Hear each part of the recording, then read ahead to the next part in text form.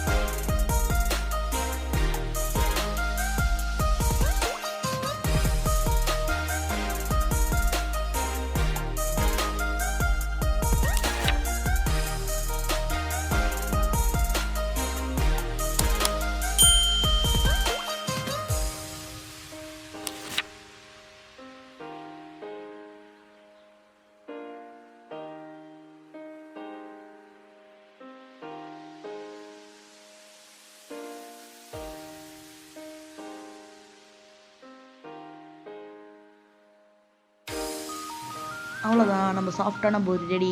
இதை நம்ம இப்போ பூரி கிழங்கோடையும் சென்னா மசாலாவோட சேர்த்து சாப்பிட்லாம். சூப்பரான சைட் டிஷ். இந்த சாஃப்டான பூரி ரெசிபி உங்களுக்கு பிடிச்சிருந்தா மறக்காமல் லைக் பண்ணுங்கள், ஷேர் பண்ணுங்கள், சப்ஸ்கிரைப் பண்ணுங்கள். அப்படியே பக்கத்தில் இருக்க பெல் பட்டனை தட்டி விடுங்க. அது வரைக்கும் மீண்டும் அடுத்த வீடியோவில் சந்திப்போம். பாய்.